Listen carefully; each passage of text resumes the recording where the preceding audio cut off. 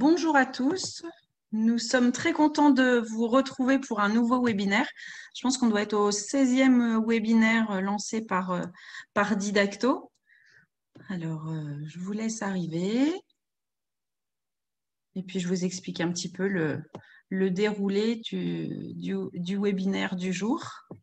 Donc, on va vous parler des jeux de logique. On a la chance d'avoir un auteur de jeu avec nous.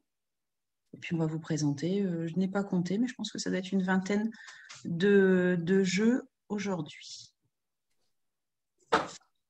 Alors, pour ceux qui n'ont pas encore assisté à nos précédents webinaires, on va vous faire une petite présentation de Didacto. Enfin, Étienne va vous faire une petite présentation de Didacto. Puis, je vais laisser la parole à Alain Brobecker, auteur de jeux, qui va nous parler des différents types de jeux de logique.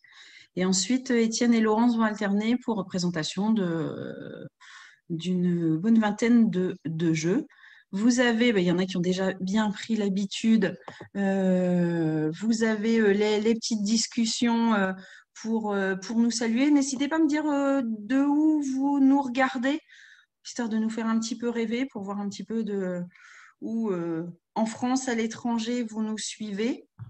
Vous avez en bas le petit Q&R qui va vous permettre de nous poser des questions. Donc, tout au fur et à mesure du webinaire, moi, je lirai les questions et je pourrai interrompre les interlocuteurs si vous avez besoin de plus d'informations.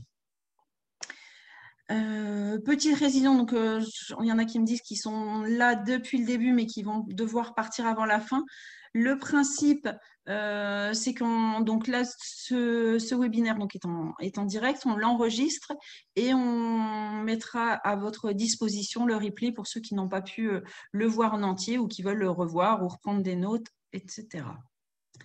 On va pouvoir commencer si pour vous la qualité se passe bien. Donc voilà, donc j'ai quoi mais si Arcueil, ça fait rêver, Paris, qu'est-ce qu'on a? On a qu'est-ce qu'on a? La Jordanie, on a le 35, on a les Yvelines, on a la Haute-Savoie. Bon, ben voilà, ça commence bien. On va vite commencer parce que je pense qu'une heure pour tout vous raconter, ça va vite, vite se passer. Donc je vais passer la parole à Étienne. Voilà, Étienne. Merci Sabine, bonjour à tous. Merci d'être là donc, pour notre 5e webinaire de l'année. Donc, si on regarde la liste des inscrits, il y a parmi vous des enseignants de maternelle et d'élémentaire, des profs de maths, des RASED, des parents qui font la classe à la maison aussi, et de très nombreuses professions de santé, orthophonistes, neuropsychologues, métapédagogues, ergothérapeutes, graphothérapeutes, psychomotriciens, également des ludothécaires et des médiathécaires, des parents bien sûr et des passionnés de casse-tête et de défis logiques. En tout cas, ça témoigne de combien ce thème des jeux de logique est large et touche beaucoup de monde. Donc, juste quelques mots sur Didacto, parce que comme d'habitude, le programme de 7 heures à passer ensemble, comme Sabine l'a dit, est assez chargé. Donc, je pense que la plupart d'entre nous, en plus, la plupart d'entre vous nous connaissent déjà, je l'espère du moins. Et donc, je voulais juste redire deux choses. D'abord que nous avons probablement, vous le savez, la meilleure, la plus complète, la plus pointue des offres de jeux à caractère éducatif, avec aujourd'hui près de 2500 références chez 190 éditeurs différents. Et par ailleurs, et bien évidemment, en cette période de fin d'année scolaire, les enseignants ont peut-être des budgets de COP à terminer, les établissements ou les professionnels de santé aussi. En tout cas, nous restons plus que jamais disponibles et mobilisés pour vos commandes de jeux, vos devis et réfléchir avec vous à divers projets ludiques que vous pourriez avoir. Pour ça, le mail, je me permets de vous le rappeler, c'est contact@didacto.com. C'est tout simple. Voilà. Donc, pour revenir au sujet du jour, on connaît tous évidemment les casse-têtes, le Rubik's Cube présent depuis des dizaines d'années, mais je ne sais pas si vous vous souvenez, mais moi je me souviens très bien de la première fois où j'ai été confronté à un de ces jeux de logique en quelque sorte nouvelle génération. Donc en l'occurrence, ce n'est pas très original, ça aurait pu être Rush Hour, mais non, c'était l'autre, c'est les trois petits cochons de Smart Game, et je me suis dit, mais waouh, mais c'est génial ce truc. J'avais vraiment l'impression de tenir en main un système de jeu nouveau et différent, quoi. Donc, en effet, avec ces jeux de défis logiques, on est devant une catégorie qui a pris sa place depuis quelques années sur le marché du jeu. et qui est maintenant identifié par les parents, les enseignants, les boutiques, qui est vraiment une catégorie à part, tirée, il faut bien le dire, par un éditeur qui fait un travail de conception et de production exceptionnel, qui est bien sûr Smart Games. Donc, en termes éducatifs, ce qui est l'ADN de Didacto, comme vous le savez, eh bien, ces jeux permettent de développer les capacités cognitives, à tout âge d'ailleurs. Hein, ça marche pour les enfants, même petits. On a un jeu de logique à partir de 1 an, par exemple, jusque pour les seniors. Ça permet de travailler, bien entendu, la concentration et la mémoire. Ça renforce l'esprit logique, ça entraîne à la résolution de problèmes. Donc, ces jeux sont particulièrement utilisés en cours de mathématiques et sont un support de travail reconnu vraiment aujourd'hui à l'école, comme dans les établissements spécialisés ou auprès des professions de santé donc présentes avec nous aujourd'hui. Donc, chez Didacto aujourd'hui, quand on fait la liste des jeux de logique, on en a 247 différents. Donc, on ne va pas repartir, inutile de dire, sur les 3 petits cochons. Hein. On a choisi de présenter plutôt des nouveautés et d'axer le contenu de ce webinaire autour des jeux de défis progressifs, en quelque sorte, en écartant volontairement les petits casse-têtes, comme aussi les jeux de déduction ou d'enquête, qui sont aussi des jeux de logique, mais un petit peu différents. Le Cluedo est un jeu de logique, mais ce n'est pas la même chose. Donc, on en a qui sont comme ça des jeux de déduction, même s'ils sont un peu plus abstraits que le Cluedo, mais ce n'est pas de ça dont on parlera aujourd'hui. Voilà, c'est un choix et je préférais vous le dire dès le départ. Donc, pour nous accompagner dans cette heure, nous avons fait appel, donc, comme Sabine l'a dit, à Alain Brobecker, que je remercie encore d'être présent. Alain est un vieil ami de Didacto qui a commencé sa carrière d'auteur de jeux chez Katz Family, puis chez Djeco, avant de définitivement larguer les amarres et de quitter son poste de prof de maths pour partir chez Smart Games. Donc, profitez de sa présence pour lui poser des questions si vous le souhaitez, pour nous poser aussi des questions sur les jeux. N'hésitez pas à travers le petit fil. À la fin, il y aura une phase de questions et réponses, mais enfin, on peut aussi répondre sur tel et tel jeu au fur et à mesure de la discussion. Donc, je passe la parole à Alain avant de la récupérer avec Laurence pour la présentation des jeux. Je vous dis à tout de suite. À toi, Alain. Bonjour, merci Étienne. Bonjour à tous. Ah, Sabine? Ouais, je vais juste, excuse-moi Alain, je vais juste prendre une petite la parole. Pour les questions et réponses, pour les questions, je préfère que vous les mettiez dans les questions et réponses plutôt que dans la discussion. Comme ça, c'est plus simple de vraiment bien les garder visibles et pour être sûr de ne pas oublier de questions. Dans la discussion, ça sera plus pour les questions, si vous aviez des commentaires à faire pour échanger entre vous ou des avis, et pour les questions-réponses, pour des questions que vous nous posez et qu'on puisse ne pas en louper. Voilà, excuse-moi Alain, à toi la parole. Pas de souci, donc merci, merci Sabine, merci Étienne et Didacto de m'avoir invité. Bonjour à tous. Comme on m'a invité pour ce séminaire sur les jeux de logique, je me suis dit que j'allais axer mon intervention sur 3 axes. Tout d'abord, dire un petit peu ce que c'était que des jeux de logique. Ensuite, proposer une classification pour définir 5 grands types de jeux de logique. Et puis enfin, peut-être parler un peu d'une utilisation en classe possible, donc en essayant de rester restreint, puisqu'ensuite, il y a pas mal de jeux et donc des nouveautés à voir. Pour ça, j'avais préparé un petit diaporama que je vais essayer de partager maintenant. Ça doit être ça. Partager. Oui, c'est bon. Est-ce que oui. Non? Okay. C'est bon. C'est bon. Donc, je m'appelle Alain Brobecker. Je suis concepteur de jeux pour la société Smart depuis environ 2 ans. Et auparavant, j'ai été enseignant de mathématiques pendant une vingtaine d'années, 15 ans en collège, puis 5 ans en lycée. Alors, hop, oui. Et donc, la première chose dont je voulais parler, c'était un petit peu les jeux de logique. Qu'est-ce que c'est ou qu'est-ce qu'on peut entendre par là? Ou en tout cas, qu'est-ce que moi, lorsque je vais travailler sur ce genre de jeu, qu'est-ce que j'entends par là? Alors, tout d'abord, jeu de réflexion. Ça paraît tomber sous le sens. Ensuite, une autre contrainte qu'on va regarder, c'est d'avoir des jeux à 1 joueur et sans contrainte de temps. Notre objectif, ça va être de faire en sorte que le joueur, que ce soit un enfant, un élève ou un adulte, soit serein, qu'il n'y ait pas de choses extérieures. Dans des jeux de stratégie à plusieurs joueurs, par exemple, il y a énormément de réflexion, mais il y a un affect qui est très important, c'est je vais perdre la partie, je vais gagner la partie, il y a le temps peut-être à gérer, mon adversaire s'impatiente, et tout ce genre de choses-là, on veut l'éviter pour que le joueur soit serein. Je résume ça un petit peu en disant, avant de réfléchir vite, il faut apprendre à réfléchir bien. Donc, prenons le temps, posons-nous. Si ça nous prend du temps, ce n'est pas très grave, il n'y a aucun souci avec ça. Troisième chose, c'est ce dont avait parlé Étienne tout à l'heure.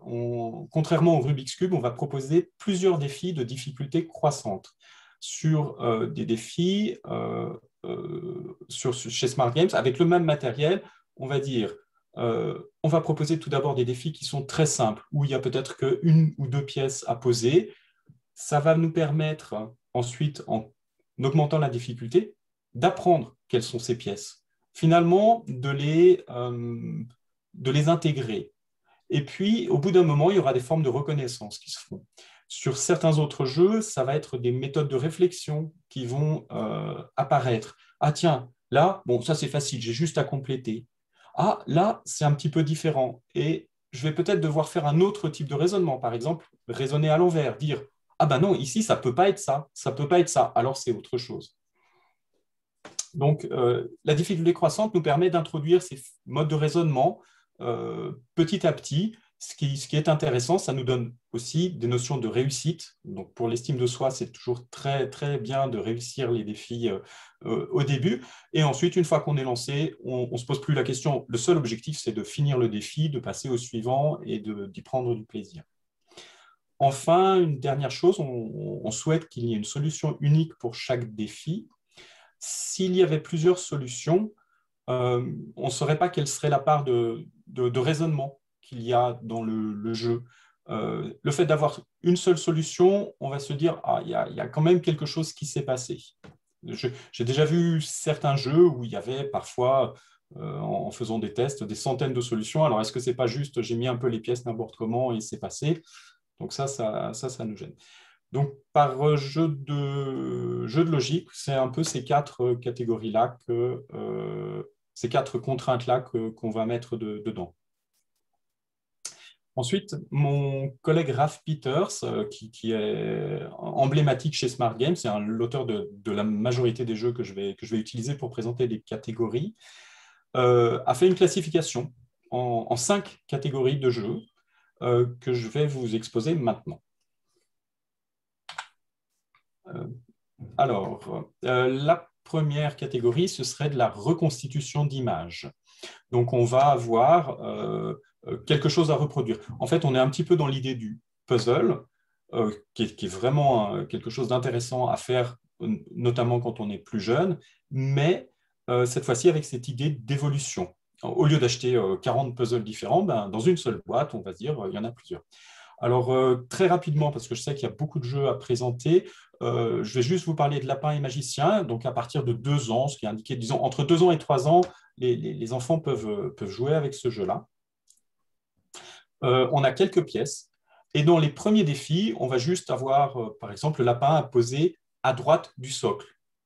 Et puis, au fur et à mesure, les défis vont se compliquer. Tout à coup, le lapin va être partiellement caché, comme là, on le voit sur la boîte. Le lapin est partiellement caché, avec les petites oreilles qui dépassent.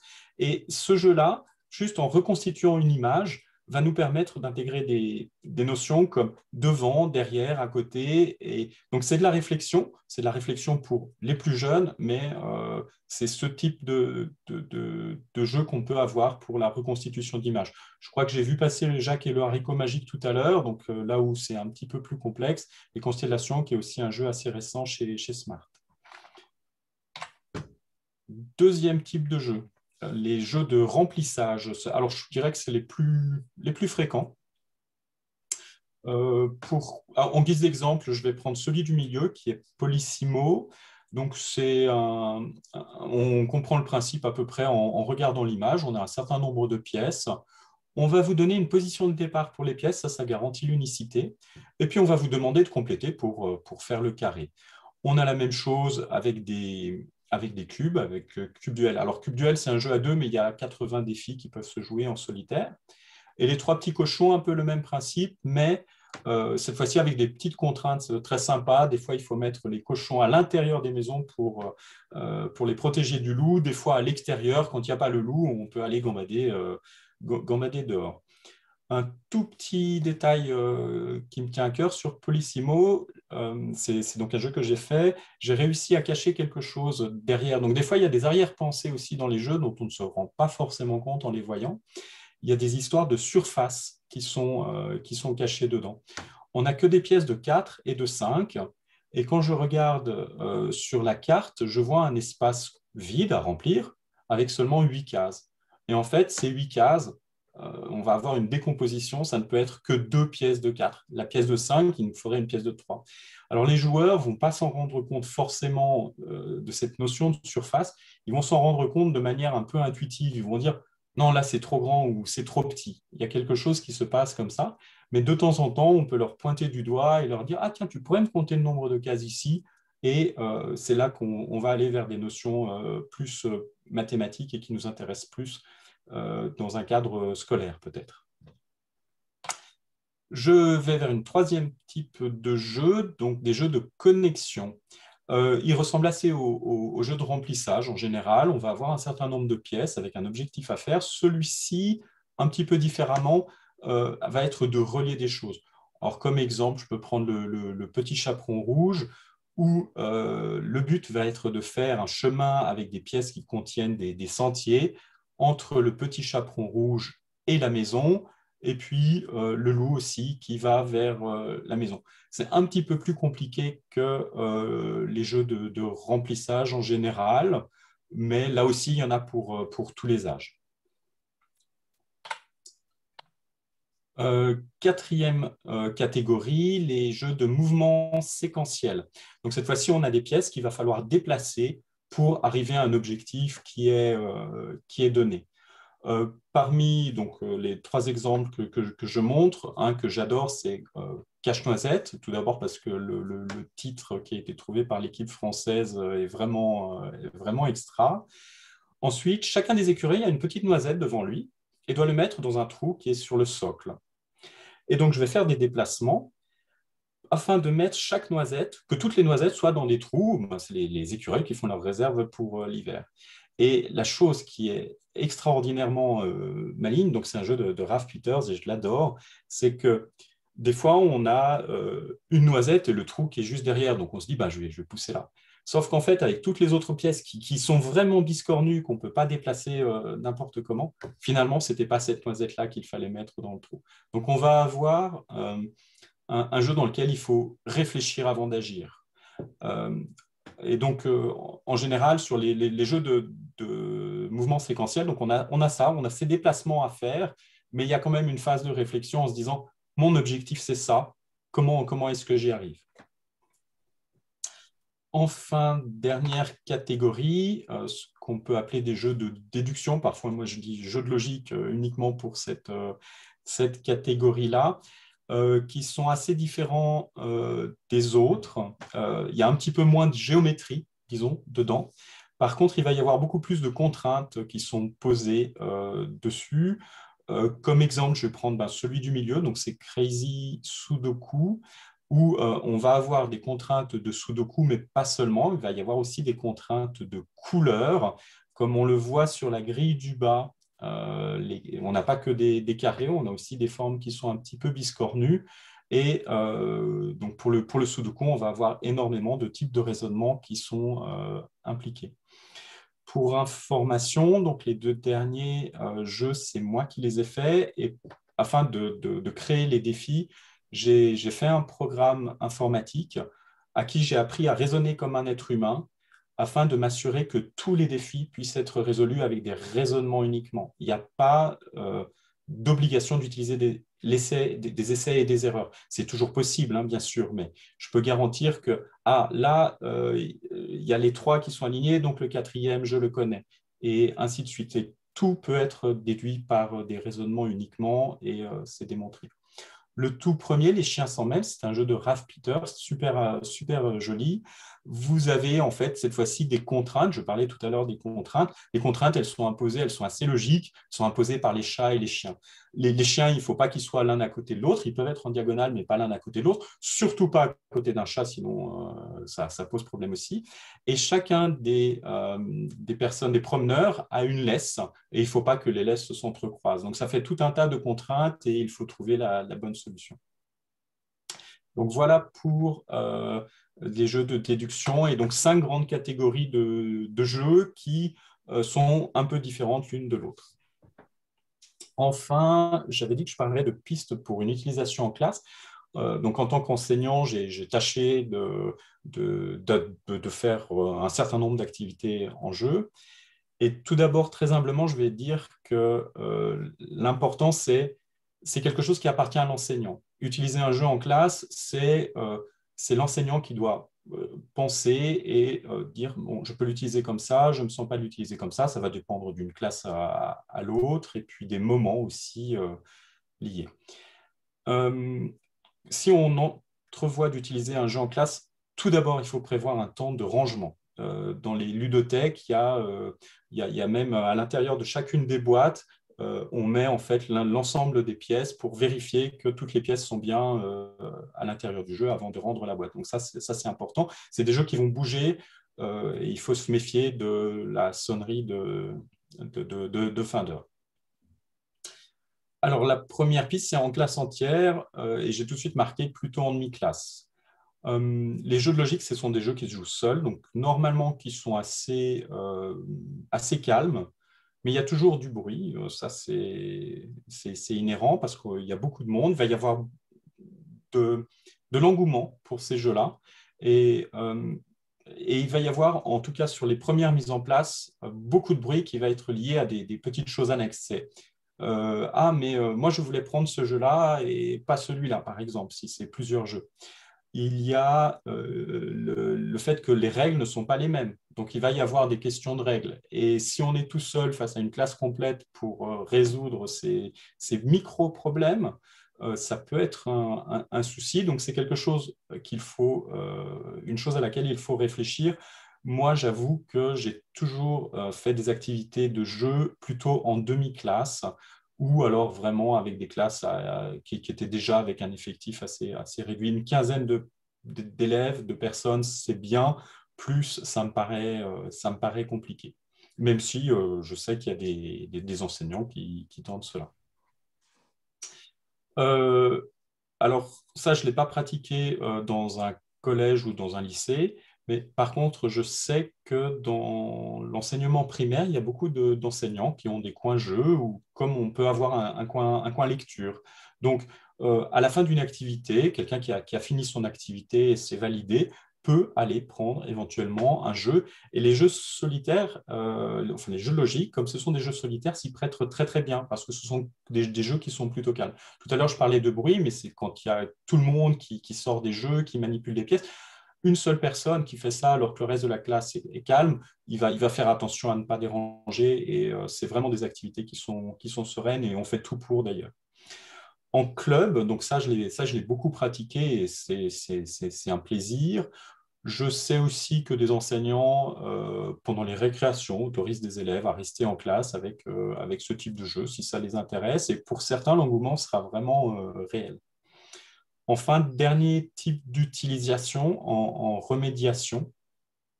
Et là, ça peut être très intéressant si on est vraiment en effectif réduit, parce qu'en restant à côté d'un élève, on peut éventuellement parfois poser quelques questions. En fait, l'aider, non pas directement en lui disant bah, cette pièce, elle va là, mais en lui demandant ah, mais quelle pièce est-ce que tu mettrais à cet endroit?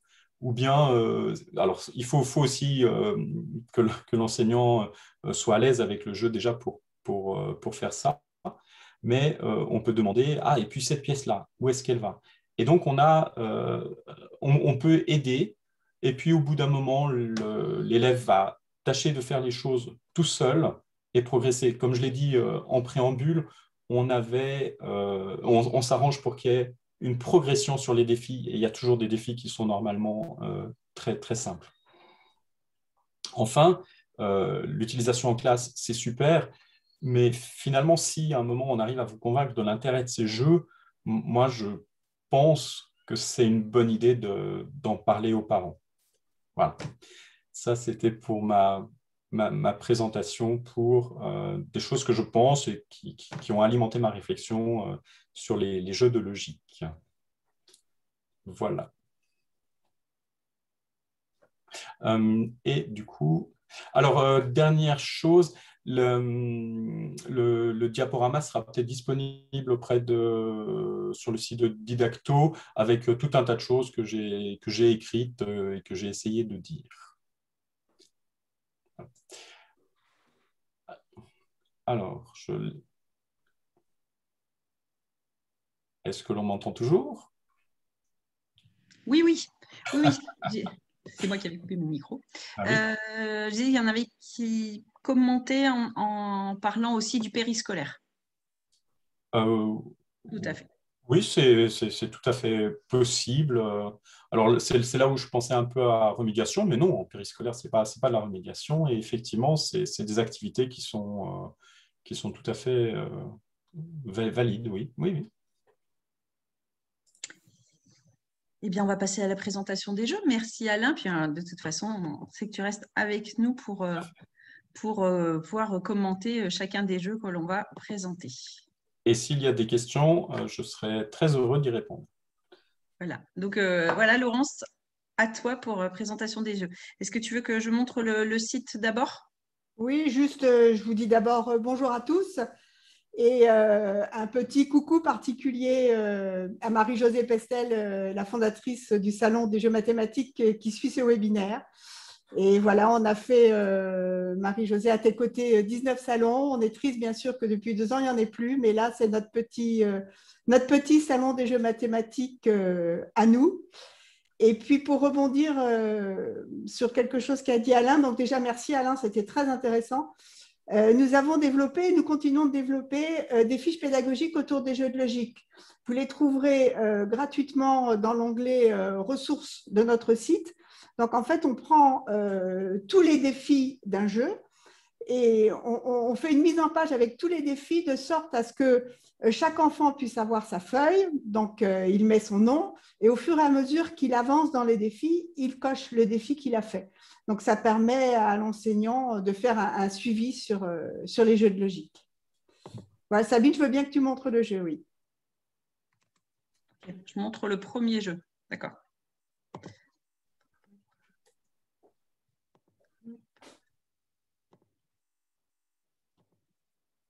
Donc, on va commencer la présentation des jeux avec My First Totem de chez Smart. Donc là, on est dans les tout premiers jeux de manipulation, jeux de logique qui est situé à partir de 1 an. Donc, comme je vous disais au début du webinaire, on va alterner. Moi, je vais montrer les pages sur le site et Laurence ou Étienne montreront le jeu et vous le développeront les explications d'utilisation du jeu. Voilà. Donc, en fait, on a divisé cette présentation en 4 parties.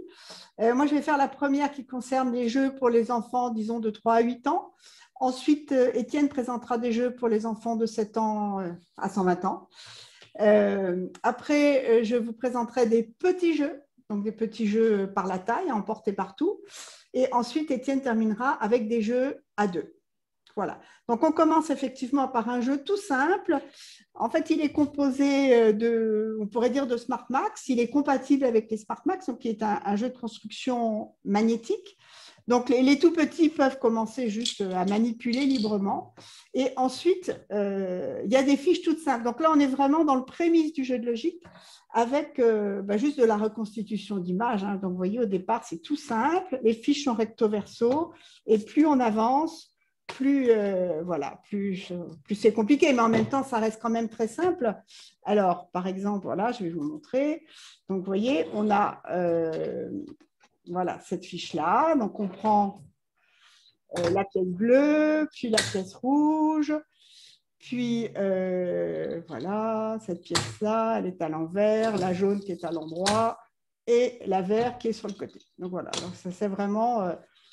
Bon, je sais que les petites sections de maternelle utilisent beaucoup ce jeu et l'aiment beaucoup. Parce qu'il y a des petits bruits aussi dans les pièces. Oui, c'est léger, ça va. Hein. Oui, mais pour les tout petits, pour commencer. Oui, enfin les tout petits, c'est de la manipulation, ils ne font pas les fiches. Hein. Oui. Voilà, à toi Sabine pour le jeu suivant. Alors ensuite, on va vous présenter le jeu magnétique, le serpent à fin. Voilà. Celui-là est plutôt mis à partir de 4 ans. Je vais essayer de vous montrer à chaque fois les boîtes des jeux comme ça, parce que comme Laurence vous présente l'intérieur, vous pouvez voir la boîte, le prix, comme ça vous voyez un petit peu tout. À toi Laurence. Voilà, alors ici, on a une ardoise magnétique. On a plein de fiches réversibles. Et on pose, là j'ai mis une fiche dans l'ardoise. Les contraintes sont simples. C'est que, vous voyez, les petits animaux, c'est les animaux que le serpent a avalés. Et il va falloir mettre par-dessus des pièces avec des trous pour qu'on les voit dans le corps du serpent. Et il y a aussi des fiches avec des cailloux. Alors, bon, plus ça va, plus il y a de cailloux, plus il y a d'animaux. Et les cailloux, le serpent, il contourne. Il ne passe pas dessus parce que sans doute que ça ne serait pas confortable. Et on a ici un livret avec les réponses. Voilà. Donc, vous voyez, là, j'ai toutes ces pièces magnétiques ici. J'ai un petit poussin. Voilà. Donc, oui, je mets une pièce pour qu'on puisse le voir. Voilà, là, on le voit bien. Après, voilà, j'en remets une autre. Enfin, voilà, jusqu'à arriver à faire un chemin jusqu'au serpent. Voilà, peut-être que je ne vais pas y arriver. D'ailleurs, je sens que je suis un peu mal partie là. Bon, voilà. Et puis après, je n'ai pas beaucoup réfléchi non plus. C'est un jeu qui est donné à partir de 4 ans. Merci. Alors, jeu suivant, Logic Farm. Là, on est arrivé chez Goula. Logic City, Logic Farm, toute une gamme qu'ils ont développée qui est super bien. Donc, voilà la boîte. À partir de 3 ans, pour un joueur, voilà, 16,80. À toi, Laurence. Alors, on a un petit support de jeu qui est très bien fait parce qu'il rappelle les contraintes. Ici, la maison doit toujours être connectée à son chemin. Le chien doit toujours regarder sa balle et maman canard doit toujours être devant ses petits canetons. Et on a tout un ensemble de défis avec 3 niveaux de difficulté.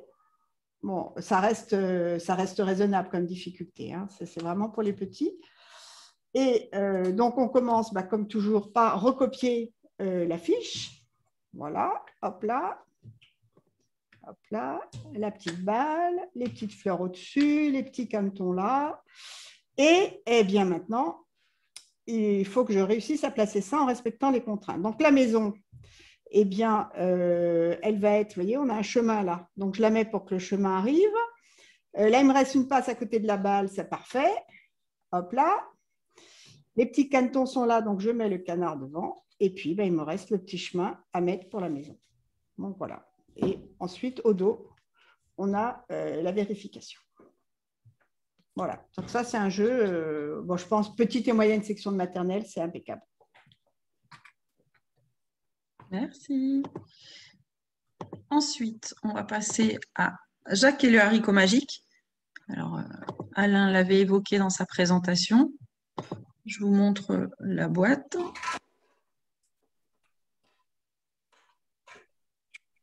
Je peux même aller jusqu'au bout. Comme ça, je vous montrerai tous les éléments. Le petit livret, la boîte. Là, il est mis à partir de 4 ans. Et 27,90 €. Voilà, à toi, Laurence. Les livres aussi. Alors, là, on arrive avec un jeu un peu plus sophistiqué. Donc, vous voyez, on a les échelles qui vont permettre à Jack de monter. On a, comme dans toute la série des jeux autour des contes de Smart, on a un petit livret qui redonne le conte, mais sans langage. Donc, ça permet voilà, beaucoup de créativité, d'inventer l'histoire comme on le souhaite. Et on a ici un livret avec des défis. Et voilà, de chaque côté, il y a des défis. Alors, au départ, il n'y a pas forcément tout le matériel utilisé, autrement, ça serait beaucoup trop dur. Donc, je vais vous mettre en latéral. Voilà. Voilà, donc ça se passe comme ça. Donc, sur mon modèle, je vois qu'il y a d'abord un petit oiseau. Donc, je vais aller chercher une… voilà, vous voyez, là, j'ai trouvé une pièce avec un petit oiseau et il faut qu'il arrive en bas il faut que le petit oiseau arrive dans le bon sens. Donc, hop, je le fais aller comme ça. Hop, hop. Et voilà, il est dans le bon sens. Ensuite, on a le géant. Alors, le géant. Le voici. Et il faut qu'il arrive à l'envers. Voilà. Et puis, il faut qu'il arrive de cette face-là parce que le géant, vous voyez, il n'est pas réversible. Donc, si je le lance comme ça, ben non, raté. Et là, à ce moment-là, il faut que je défasse le jeu. Voilà. Donc, je vais remettre mon petit oiseau. Hop. Vous voyez que la mécanique, elle est quand même très, très, très originale. Et ouais, mon géant, il est cette fois dans le bon sens, comme sur le modèle. Ensuite, j'ai une pièce à mettre avec juste un petit bout de tige toute seule. Voilà, donc celle-là, elle est plus facile. Et ensuite, il faut que je trouve la pièce, voilà, avec un petit... donc là, si je le mets comme ça, voilà. Et alors là, maintenant, on fait quelque chose, juste pour faire joli, et c'est trop mignon. On met le petit nuage, parce que le but, c'est que Jack il monte là-haut, et le petit château en haut des nuages. Voilà. C'est pas magnifique, ça? Bravo, Laurence. Voilà. Donc, c'est un jeu à partir de 4 ans pour les défis faciles, mais je vous garantis que quand on commence à avoir toutes les pièces à mettre avec le système de rotation et tout, c'est pas évident. Tout à l'heure, je disais qu'il y avait des choses qui étaient un petit peu cachées parfois derrière certains jeux. Ici, en fait, c'est de la parité qui est cachée. Parce que suivant le nombre d'étages que la pièce va descendre, on saura qu'elle sera tournée plusieurs fois. Alors, bien sûr, on va passer au travers de cette idée-là quand on va essayer les premiers défis. Mais à un moment, si on peut commencer à voir ça, il y a quelque chose d'un petit peu mathématique qui est caché derrière. Il faut calculer le nombre de Voilà. fois où la pièce tourne, en fait, c'est ça? On peut même peut-être le faire juste à l'extérieur du haricot, dire ah bah tiens, elle sera tournée comme ça, tournée comme ça, tournée comme ça. Et le mécanisme a été très long à mettre en place par Raph Peters et Layton, la personne qui faisait la modélisation 3D. Ça a été, c'est extraordinaire que ça fonctionne en fait. Oui, donc on pourrait imaginer des plus grands qui programment la réponse. En fait, la question c'est en haut, je dois le mettre comment? On a 4 positions pour chacune des pièces. Comment est-ce que je dois le mettre? Et effectivement, comme tu l'as dit, sur les défis difficiles, c'est vraiment pas évident. Donc oui, on pourrait presque se dire comment est-ce que je dois le mettre? En tout cas, c'est une question qu'il faudra se poser. Et on a intérêt à réfléchir parce que vous avez vu, si on se trompe, il faut défaire tout le jeu. Donc, c'est pas marrant. Voilà, le jeu suivant, Sabine. Oui. Le festin des chenilles. Oh, trop joli, moi je l'aime beaucoup. Il nous rappelle un ancien que Smart avait déjà fait. Et là, avec une pomme à constituer et des chenilles à placer, c'est trop joli. À partir de 5 ans, voilà, le festin des chenilles pour 15 €. Voilà, Laurence, je te laisse expliquer. Alors, le matériel est tout simple. Pour ceux qui ont peur de perdre des pièces, vous avez vu une pomme et 3 chenilles qui se tordent comme on veut. La chenille a la particularité aussi de tourner comme ceci, tranche par tranche. La pomme. Et pour chaque défi, vous avez, alors on va prendre le premier, hein, voilà. Vous avez, vous voyez, tranche 1, tranche 2, tranche C, tranche 4 et tranche E. Alors, où est-ce que... Voilà, là, je pense que vous voyez. Et ces lettres et ces chiffres, on les retrouve ici. Donc, on prépare d'abord la pomme pour qu'elle corresponde, parce que ça change les trous qui sont dans le socle, hein, pour qu'ils correspondent 1, 2, C, 4, E. Là, je suis bien. Alors, comme c'est le premier défi, il est très facile. J'ai d'abord une chenille verte, voilà, que je vais remettre ici. Ensuite, je sais juste que j'ai la tête de la bleue ici. Donc voilà, je la mets là. Et là, il me reste à articuler la jaune, si tant est que ce soit la bonne réponse, pour... voilà. Et il y a un truc qui ne va pas. Alors, la tête n'est pas au bon endroit, je crois. Merci Alain. C'est ça. Et voilà, le défi numéro 1. Et ensuite, quand on avance, vous voyez là, on a pas mal de têtes de chenilles, mais pas la couleur. Et là, on a encore moins de têtes de chenilles. Et là, encore moins. Voilà. Donc, l'entrée dans le jeu à partir de 5 ans, vous avez vu, c'est très facile. Mais à la fin, bah, voilà, c'est un authentique casse-tête. Et je crois que sur ces casse-têtes-là, il n'y a pas de limite d'âge, en fait. Non, non. Moi, j'ai travaillé un peu sur ce jeu de Ralph Peters et je me suis amusé aussi. Voilà, c'est ça. Voilà, et on va passer au dernier jeu de la série pour les petits. Ouais, je reviens juste sur la boîte parce que le festin des chenilles, c'est bien écrit qu'il est de 5 à 99 ans. Donc, vraiment sur Smart, ils mettent l'âge de début pour les premiers défis, mais quand ils mettent 5,99 ans, ça veut dire que ado-adulte, on a aussi de quoi faire, n'est-ce pas, Alain? Oui, oui, oui. Bon, je pense que le festin des chenilles restera quand même assez simple, mais les derniers niveaux vont poser un petit peu de soucis. Oui, voilà, mais ce n'est pas des jeux qui sont limités. Des 5-8 ans, par exemple, là, quand ils mettent 5,99, ça veut dire qu'il y a vraiment une belle marge de progression dans l'ensemble des défis, ce que je veux dire. Oui. On va passer à Léolino, voilà, avec plein d'animaux. Également à partir de 5 ans, parce qu'on est dans les derniers jeux de cette tranche d'âge, et pour 25 €. À toi, Laurence. Alors, on a ici un plateau de jeu qui est monté en 4 pièces et puis des petites figurines en bois et un petit livret avec des défis. Donc, on va faire le premier pour vous expliquer le principe. Vous voyez qu'on a 3 flèches. Les flèches correspondent en fait au chemin. Donc, sur le chemin violet, j'ai d'abord un crocodile vert. Voilà. J'ai ensuite un ours blanc. Voilà. Ensuite, un flamant rose. Donc, je suis toujours mon chemin violet. Puis, un ours. Le voilà. Et enfin, une petite maison. Hop là. Sur le chemin orange, je retrouve, logique, mon crocodile. Puis, hop, je retrouve l'ours. Puis, l'éléphant.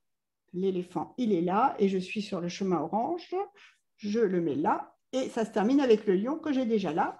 Et ensuite, on va voir une petite maison sur le chemin gris, une deuxième maison. Je retrouve bien mon ours et le petit singe et il se termine avec le flamant rose. Donc, vous voyez, il y a tout un repérage à faire pour les enfants au départ, juste de positionner les animaux aux bons endroits.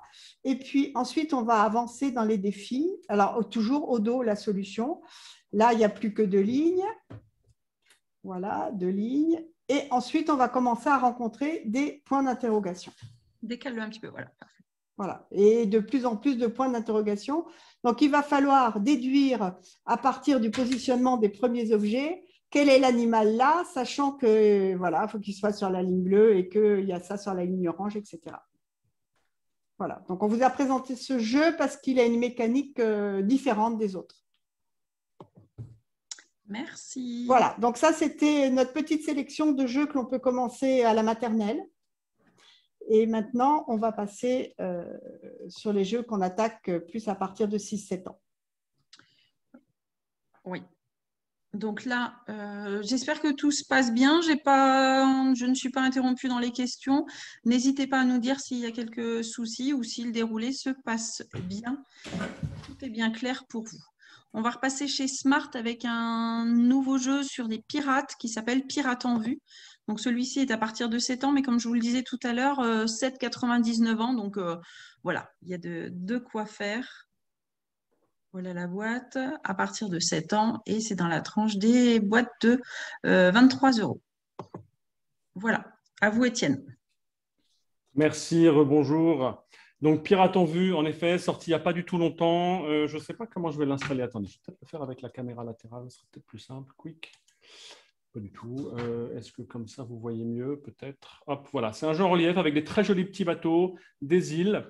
Voilà, donc c'est un jeu de placement. On a 80 défis différents avec 4 modes de jeu différents. À chaque fois, on place les îles. D'accord? Et selon le mode de jeu, il faut faire en sorte, vous voyez les bateaux là, hop là, les bateaux, j'en prends un plus simple, les bateaux là, voilà. Ça, c'est des bateaux à voile blanche de la Royale, la marine royale, voilà. Ou alors les noirs, c'est évidemment des pirates. Donc les bateaux ont des petits canons de chaque côté. Donc, selon le mode de jeu, eh bien, écoutez, il faut faire en sorte que soit aucun, comme c'est le cas là, aucun pirate ne puisse tirer sur des bateaux blancs et aucun bateau blanc ne puisse tirer sur des pirates, ou alors que uniquement des bateaux blancs puissent tirer sur des pirates et que les pirates ne puissent pas tirer sur les bateaux blancs, ou le contraire, ou que tout le monde tire sur tout le monde. Voilà. Donc, il y a des défis de chaque difficulté avec chacun des modes de jeu. Voilà, donc assez classique, vient de sortir, à partir de 7 ans. Les pirates s'appelaient toujours. Donc, dans son fonctionnement classique, mais extrêmement bien fait et agréable. Ça s'apparente peut-être un petit peu à Rush Hour. Non, pas Rush Hour, c'est un jeu de déplacement au voleur. C'est à ça que je pensais. Voilà. Sabine, au suivant. Marble Circuit. Donc là, on est sur un jeu chez Yellow avec des pièces à placer, des billes à descendre sur un objectif de quantité en bas. Oh, c'est résumé, ça. À partir de 8 ans, aussi à 25 €. À vous, Étienne. J'accélère un petit peu parce que quand je vois le temps… Ah ouais, on n'est pas en avance. Comment s'appelle ce jeu, s'il vous plaît? Je pense que ça devait être celui d'avant. C'était le Pirate en vue. Pirate en vue. Avant, c'était Léolino et avant, c'était le Festin des Chenilles. Donc, je ne sais pas où vous en êtes arrêté, Charline. Voilà quel est le jeu. Mais vous, petite précision, on vous enverra le petit catalogue en PDF avec le lien pour le replay de l'ensemble des jeux. Voilà. Alors, À vous, Étienne. Marble Circuit, coup de cœur, j'adore, un peu original. On a des petites billes d'acier comme ça qui sont au-dessus, qu'on vient placer, et une position de départ. On a 64 défis différents et c'est à partir de 8 ans. Voilà.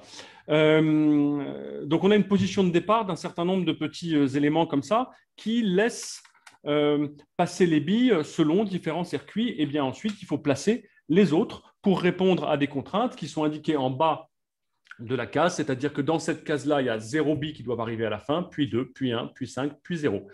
Donc, je ne vais pas vous le faire, je vais pas faire semblant de réfléchir, c'est pas mon genre. Donc, on va tout de suite placer, la solution est au dos, hein, les éléments manquants pour répondre à la solution. Tac. C'est pas si évident. Hein. Et ce qui est sympa, vraiment, c'est un truc auquel on peut réfléchir à plusieurs. Non, mais tu vois, là, si tu le mets là, alors ça ne glisse pas comme il faut. Et ensuite, moment magique, hop, on tire la petite glissière et on voit toutes les billes qui viennent se mettre dans les cases et on peut voir si on a eu bon. 0, 2, 1, 5, 0. Voilà. Parfait. Moi, j'adore. Marble Circuit chez Yellow. Hop. Voilà, on était sur Marble Circuit. Ensuite, on va passer à Spotissimo. Là, on est revenu chez Djeco.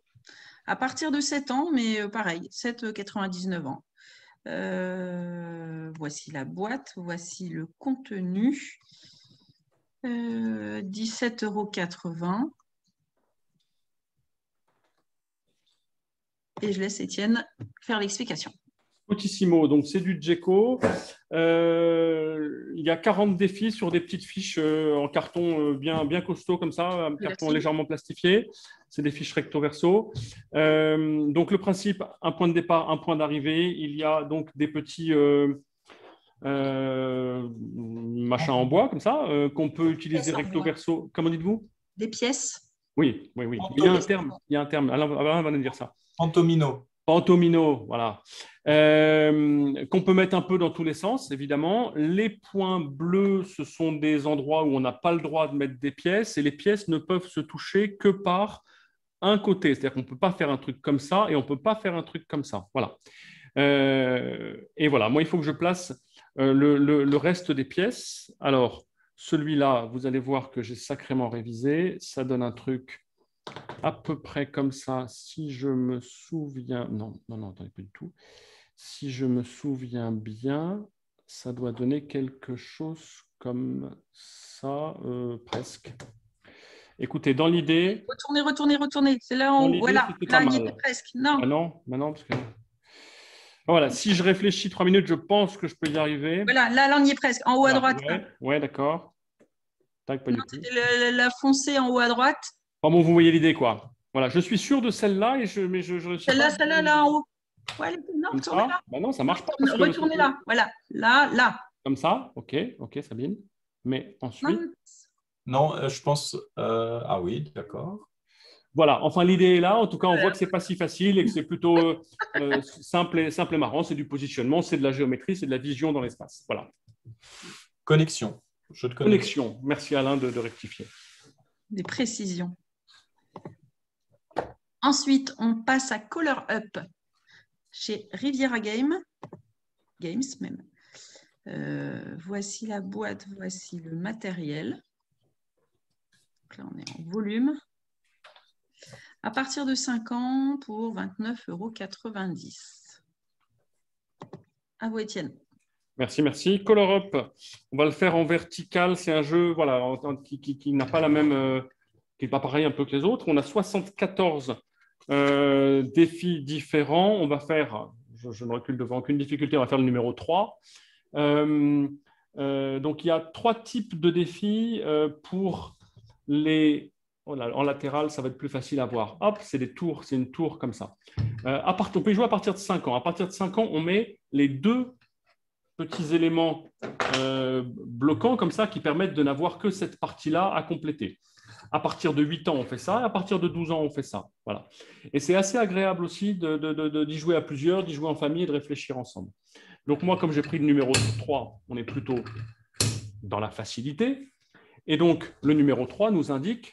Il y a plein de pièces, mais il nous indique, oui, évidemment, si je le mets dans ce sens-là, on va pas voir, les pièces, tac, tac, tac, tac, dont on a besoin pour réussir ce défi-là. Donc, il faut mettre les pièces les unes au-dessus des autres correctement, sans qu'évidemment, à la fin, ça ne dépasse.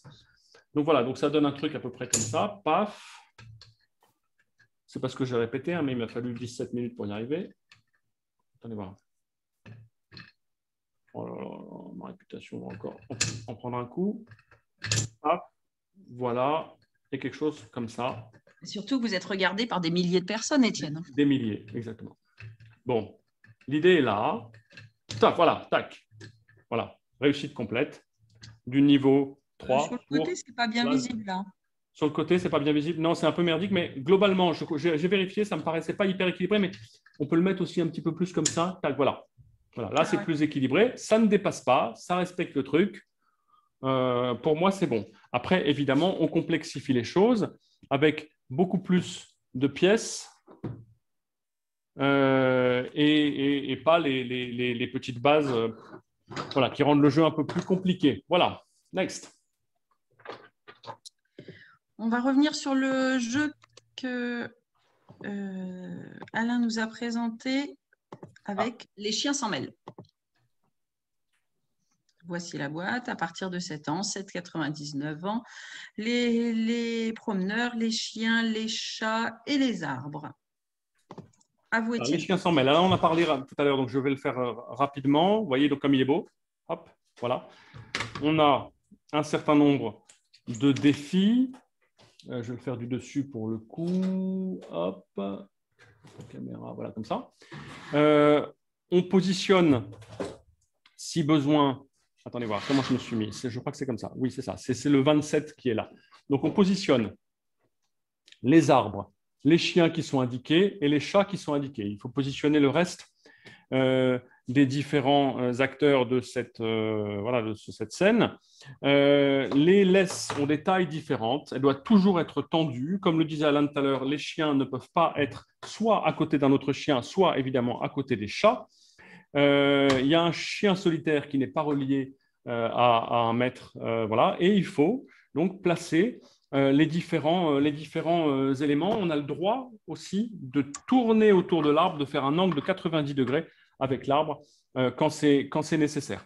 Donc un jeu de placement, peut-être qu'Alain aura un autre mot pour dire ça, mais voilà, moi je le caractérise comme ça, c'est un jeu de placement, particulièrement là aussi réussi et très mignon. Il est indiqué à partir de 7 ans.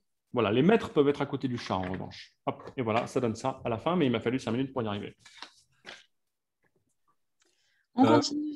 Oui, pardon. Pour préciser, en fait, c'est aussi difficile quand on a les catégories de dire « Ah, celui-là, il appartient à telle catégorie » parce que souvent, ils sont dans plusieurs. Celui-ci, c'est un jeu donc les chiens s'en mêlent, c'est un jeu à la fois de placement, mais aussi de déduction. Donc, on peut rarement mettre un seul terme sur un jeu. Merci. On passe à Smart. Constellation. Là, on est la logique magique. Ah, je n'avais pas vu le sous-titre. Donc, à partir de 6 ans, voici les pièces, voici les défis. À partir de 6 ans. Voilà, Étienne. Merci. Alors, celui-là, il est abstrait. C'est vraiment une autre catégorie. Il y a des gens qui ont plus de facilité, d'autres plus de mal. Donc, on a des figures qui indiquent la façon de positionner les pièces avec ce que ça donne en termes de petites étoiles. Et puis, quand les défis se complexifient, on n'indique plus du tout où sont les étoiles, ni la couleur qu'elles ont. Et sur la fin, on indique les couleurs des étoiles, mais sans indiquer où elles sont, donc ça devient vraiment compliqué. Le truc vraiment, vraiment tricky, c'est que les étoiles changent de couleur. Hop, voilà. Alors ça, bon courage, à partir d'un certain nombre de défis. Et quand ce sont des étoiles noires, comme là, eh bien, ça veut dire que parfois, elles n'apparaissent pas, en fait, elles sont masquées. Donc, c'est vraiment le truc magique, difficile et à peine croyable quand même de ce jeu qu'il rend si singulier. Voilà, hop, paf. Voilà.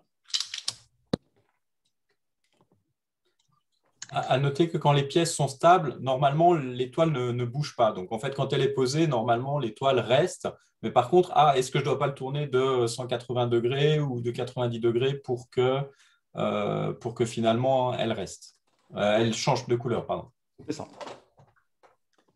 Ensuite, on passe les pierres de Koba.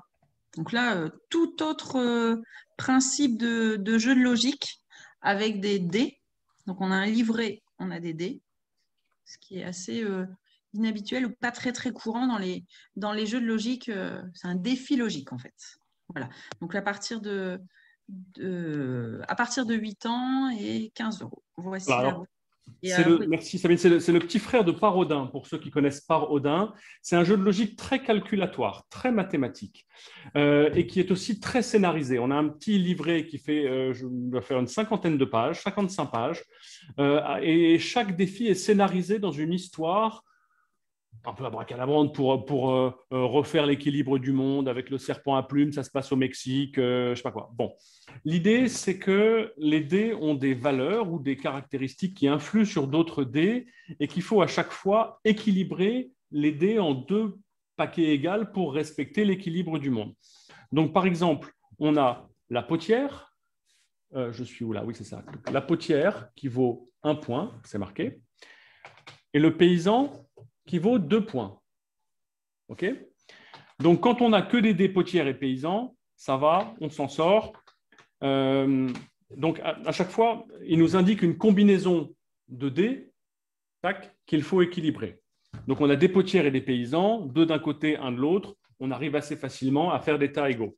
Ça se complexifie assez vite quand on a, par exemple, le scribe.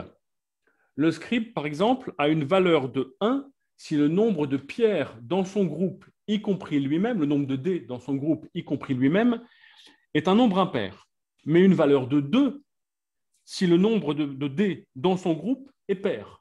Donc déjà, on voit que c'est déjà un peu plus compliqué. On introduit ensuite la voleuse qui vaut -1. On introduit le chaman dont la valeur est égale au nombre de dés blancs dans l'autre groupe. Enfin, vous voyez, et au fur et à mesure, on introduit des contraintes comme ça qui fait que ça devient très vite compliqué et encore une fois très calculatoire de réussir à équilibrer les 2 groupes. On a ensuite 2 dés noirs avec à chaque fois des caractéristiques insensées. Donc, des défis qui, au-delà du défi 15 ou 20, deviennent complexes et aussi passionnants. Et c'est encore une fois dû en partie à l'aspect très, très scénarisé. La reine, par exemple, pour finir avec ça, la reine en rose, qui réduit à 0 la valeur de tous les dés blancs de la valeur la plus faible de son groupe. Vous voyez, et elle-même vaut 3. Voilà, c'est ce genre de choses. Donc, on est vraiment sur du jeu de logique un peu là de haute volée, en plus très facile à emporter en voyage et avec soi pour cet été, pourquoi pas. Voilà, on passe sur la catégorie des petits jeux auxquels va s'attacher Laurence, qui revient. À tout de suite.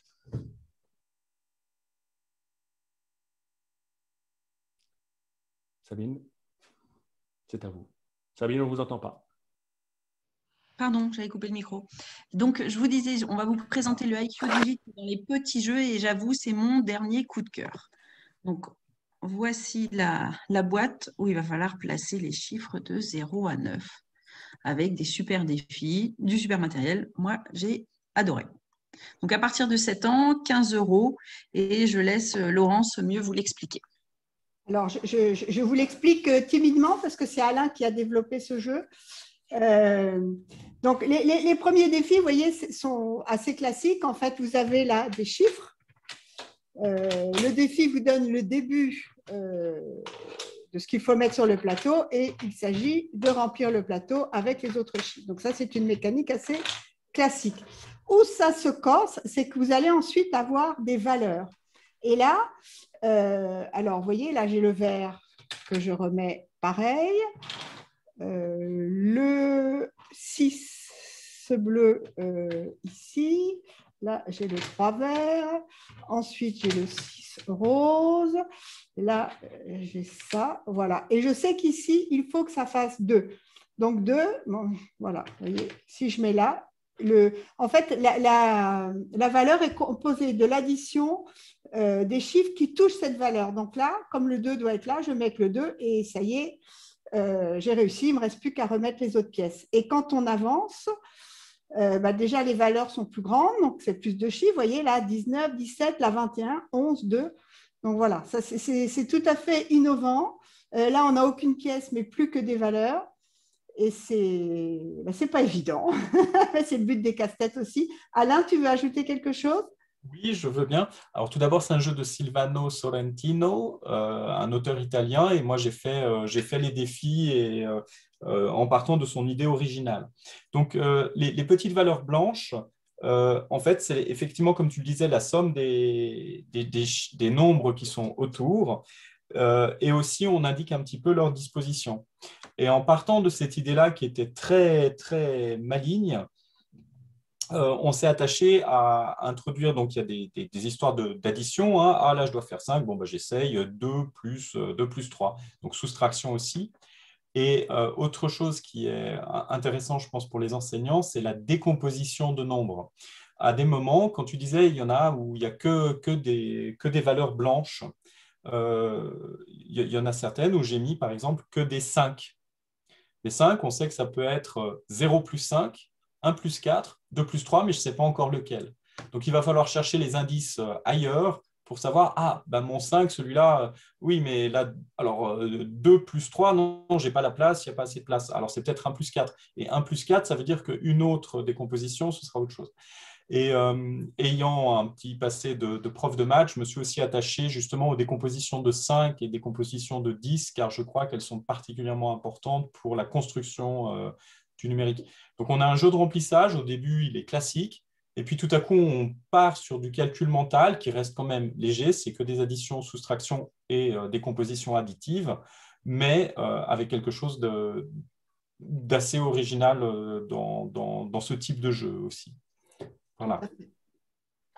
Ah oui, moi, c'est mon dernier coup de cœur. Je l'avoue, je l'avoue. Ensuite, on passe sur Dog Pile. En tout petit jeu. Donc, il y a Dog Pile qui est comme ça. Et si je ne me trompe pas, le 4 stacks, il est exactement sur le même principe, hein, Laurence? Absolument. Donc, voilà, sur les boîtes. On est à 13 € à partir de 7 ans. Et je te passe la main pour faire l'explication. Voilà, donc ce sont des petits jeux de poche. Donc effectivement, on avait eu à l'automne le 4 stacks et là, on a eu il y a peu de temps le Dog Pile. Donc c'est exactement le même jeu. Donc ça, ce sont toutes les cartes de défi avec les solutions au dos et les petits animaux. Et la règle du jeu, voilà, c'est qu'on vous, sur chaque carte, vous avez les animaux qui vont entrer dans le défi. Et vous avez aussi le nombre d'étages, parce que parfois, pour y arriver, vous voyez, il y a quand même beaucoup de chiens ou beaucoup de chats. Il faut faire des étages de 2 ou 3 animaux. Et en vert, c'est votre terrain de jeu. Voilà, donc on va faire modestement le starter. Donc le starter, vous voyez, le petit chien rouge, le petit chien orange, le petit chien jaune et le petit chien gris. Et il faut qu'il rentre dans cet espace-là. Voilà. Donc, allez. Hop.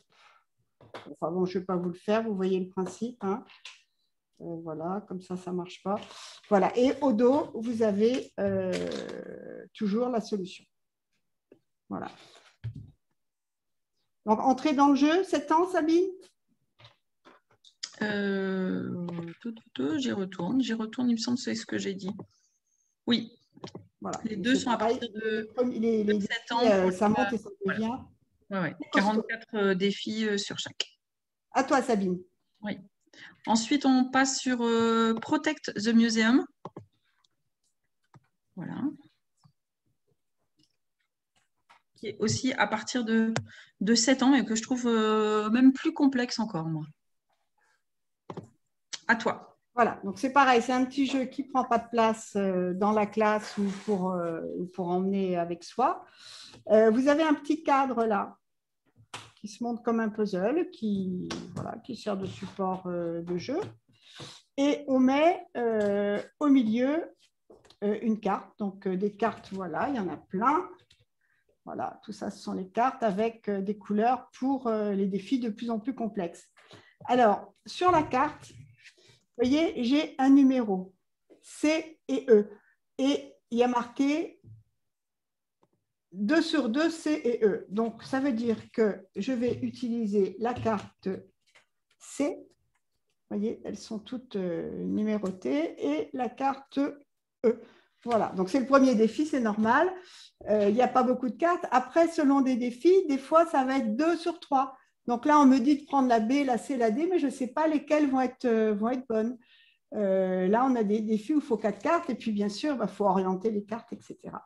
Donc, la règle ensuite, une fois qu'on a préparé son matériel, c'est que ce sont des faisceaux laser qui sont censés protéger les objets valeureux du musée. Et bien sûr, les lasers ne doivent pas rencontrer les gardiens. Donc, les gardiens sont là et les objets, voilà. Donc, je vais... bon, ça, je ne sais pas si c'est la bonne solution.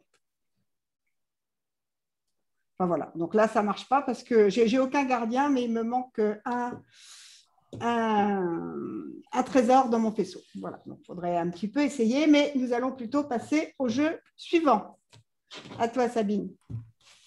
On est désolé parce que là, on va vraiment dépasser, mais on avait tellement de choses à vous dire et tellement de jeux à vous faire partager. Coinx. Voici la boîte de jeu. Donc, on est à partir de 5 ans pour un jeu à 17 € avec l'ensemble des pièces colorées. À toi, Laurence. Voilà. C'est le dernier. On n'en avait mis que 4 dans cette rubrique-là. On avait été super raisonnable. Et dans la rubrique suivante, il y en a 5.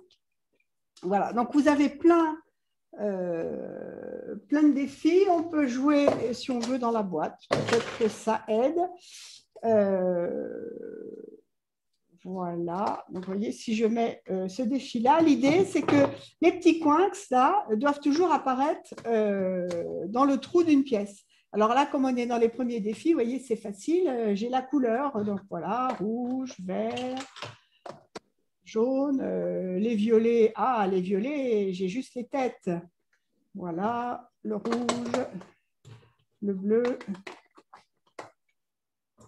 le jaune, et puis il faut encore déduire le vert, hop, et le bleu. Voilà, donc ça c'est un défi très facile. Ensuite, plus ça va, vous voyez, il ne vous reste plus que la couleur des coins, il n'y a plus beaucoup de pièces. Et là, alors, encore, on n'a plus du tout de pièces, que la couleur des coins. Et voilà, et on en a même où il n'y a plus de couleur. Oui. Voilà. Un jeu classique, efficace. Et nous allons finir ce webinaire avec les jeux à 2 avant de passer aux questions. À toi, Sabine. Oui, on était à Coinx et on passe à face à face. Donc là, on est chez Riviera Games. Non, face to face, face à face, avec des dés, avec des têtes, des couleurs, des défis à partir de 8 ans pour 1 ou 2 joueurs parce qu'en fait, on a l'ensemble des pièces en double. Donc, on est vraiment là dans les derniers jeux qu'on va vous présenter où on peut jouer seul ou on peut jouer à deux. C'est aussi sympathique. À vous, Étienne. Ok, donc voilà, bah, c'est le principe. Hein. Ça pourrait être un jeu seul s'il y avait qu'un seul set de dés, mais il y en a deux.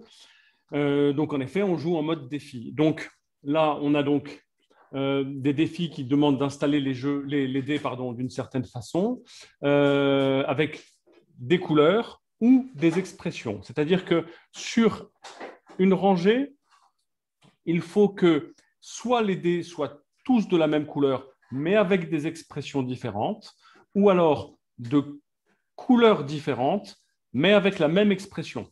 C'est très compliqué, parce que faire le truc comme ça, on y arrive assez vite.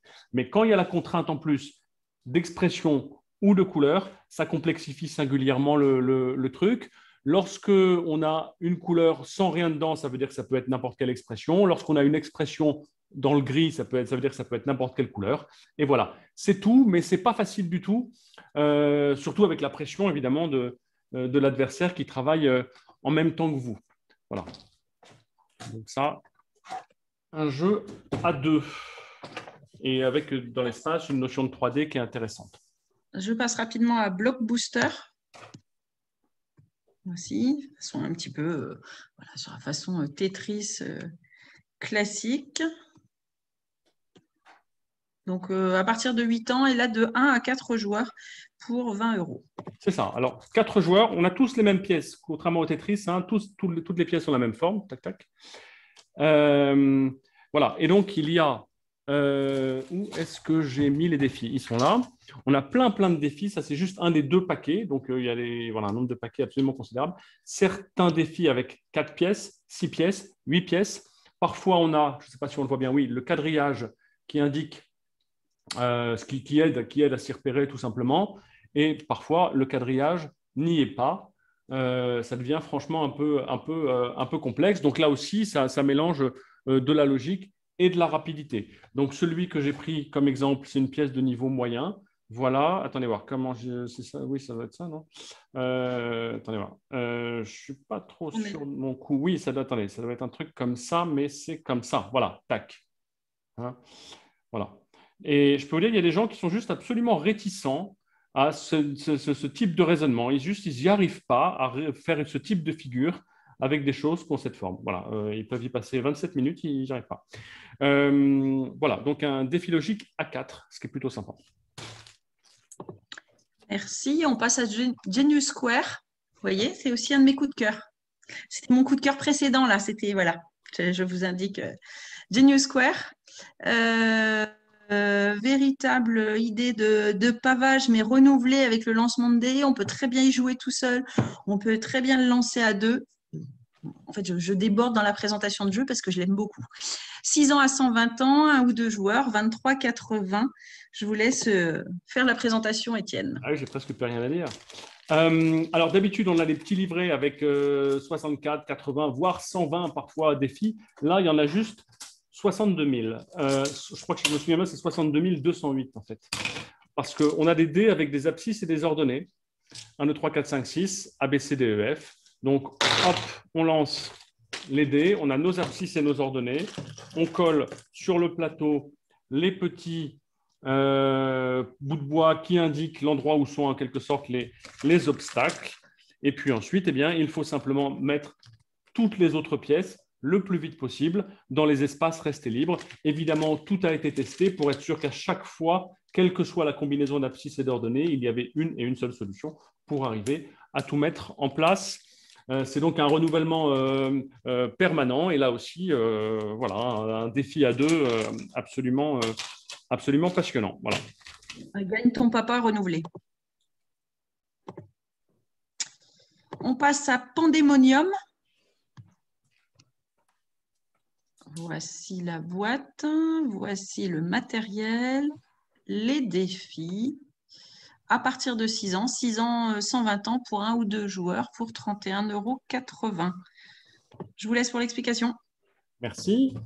Donc, Pandémonium, on a 2 jeux avec des sets comme ça plastiques, malheureusement, mais c'est comme ça, de petits carrés un peu troués avec des formes. Et évidemment, tout cela se ressemble au plus haut point, mais ce n'est pas tout à fait la même chose. Donc ensuite, on a différents challenges, de plus facile au plus compliqué, pour pouvoir réussir à mettre les bonnes formes qui, évidemment, se mettent dans n'importe quel sens, recto ou verso, avec dedans les bons petits objets qui, là aussi, se ressemblent fortement, mais ne sont pas tout à fait les mêmes et changent de couleur. Donc là, en fait, on joue sur quoi? On joue sur les couleurs, les formes et l'orientation. Il est particulièrement malin à faire en équipe parce que tout le monde s'excite et se met à se crier dessus. Mais non, c'est pas comme ça, tu devrais le renverser, etc. etc. Voilà. Très sympa. Voilà, très sympa. Pandémonium. Merci. On passe à Cube Duel. On est revenu chez Smart. Cube Duel, et je crois que c'est le dernier, me semble-t-il. Cube Duel pour un petit retour chez nos amis de Smart Games, à tout seigneur. À partir de 10 ans, celui-là. 10 ans, 120 ans pour 22,80 €. À vous. Voilà. Alors, Cube Duel, il se range en fait de cette façon-là. Donc, le cube, quand il est refermé, il est comme ça. Mais ensuite, pour jouer, on l'installe de cette façon-là. Voilà. Les joueurs ont des pièces, excusez-moi, des pièces rouges et des pièces jaunes. Alors, je vais le remettre sur le haut, c'est plus simple, quick. Voilà. Et en fait, chacun à son tour donc, met une pièce dans le cube. Il faut que ça soit évidemment équilibré, bon, etc. Le but du jeu, au final, on compte. Voilà. Au final, on compte le nombre de faces de cube visibles lorsqu'on ne peut plus rajouter de pièces, visibles sur les 3 faces du dessus du cube. Voilà. Donc, celui qui, par exemple, aura un cube comme ça au moment de la fin de la construction marquera 3 points. Mais les faces que j'ai posées là, au fond, servent juste de support pour la suite, mais ne compteront pas de points puisqu'on est dans les faces du dessous. Voilà, j'espère que je suis clair. Donc, c'est un jeu, en fait, où on construit l'aspect logique au fur et à mesure. Les premiers coups ne rapportent pas. Mais voilà, celui-là, poum, poum, poum, il marque 3 points. Voilà. Et ensuite, celui-là va s'y mettre et clac, il ne marque qu'un seul. Il peut peut-être se mettre comme ça, c'est peut-être plus malin. Hop. Voilà, il marque 3 points lui aussi en haut du cube. Voilà. Donc, merci à tous d'avoir été présents aujourd'hui. J'espère que ça a été intéressant. Pardon d'avoir débordé. Sabine va reprendre la main s'il y a des questions. Non, il y avait Alain qui prenait la main. Vas-y, Alain. Oui, alors, juste pour préciser un petit peu ce que disait Étienne par rapport au compte des points, à la fin, on a une structure un petit peu comme celle qui apparaît ici et on compte effectivement que les carrés extérieurs, comme tu l'avais précisé. Donc, sur le fascicule, on a mis des croix pour les cases rouges, des ronds pour les cases jaunes. Et ici, on voit que ça va être le rouge qui va gagner. Il a plus de cases visibles. Et là où il y a des trous, eh bien, on ne compte rien. C'était ce que tu avais dit, mais avec le support visuel. Voilà. Merci, Alain. De rien. Voilà. Et sur celui-là, quand même, donc il y a 80 défis solitaires en plus du jeu qui se joue à 2. Donc, il est un peu sur les 2 tableaux. Alors après, à la fin, il n'est pas facile à ranger. Je me permets de le dire. Mais c'est un autre problème. Allons-y, Sabine, à vous. Alors, nous sommes prêts à répondre à vos questions. Je trouve dommage que les coordonnées de The Genius ne soient pas dans le sens des coordonnées mathématiques. Ah, ok. Ok, Alain, vous avez un truc à dire par rapport à ça? Non. C'est leur choix. Les coordonnées mathématiques, c'est une convention. Et bon, eux, ils n'ont pas pris celle-là. Alors, ça peut compliquer par rapport effectivement à l'apprentissage en classe quand on leur dit mettez-les comme ça et puis qu'ils le voient dans cet autre sens-là. Mais je crois qu'il y a des lettres. Donc, quelque part, on se dit c'est pas tout à fait mathématico-mathématique. Madame est professeure de mathématiques, c'est pour ça. Je me souviens. J'ai vu son mail. Le nom du tout dernier, c'est Cube Duel. Le tout premier, c'était My First Totem. J'ai des questions concernant les noms.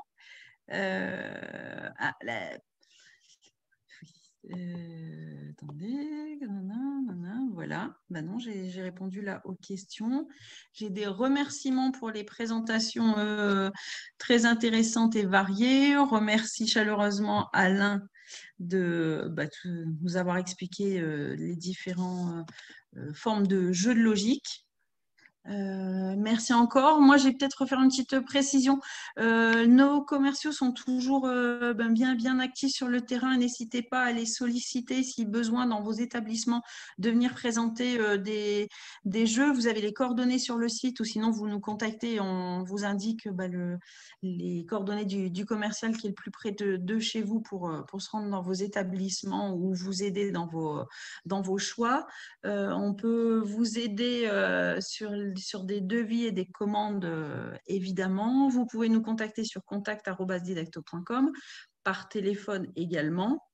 Est-ce que vous avez d'autres questions? Un dernier petit truc quand même pour dire que le prochain, alors le prochain, ce ne sera pas un webinaire, ce sera une conférence. Donc, on ne parlera pas spécifiquement de jeu.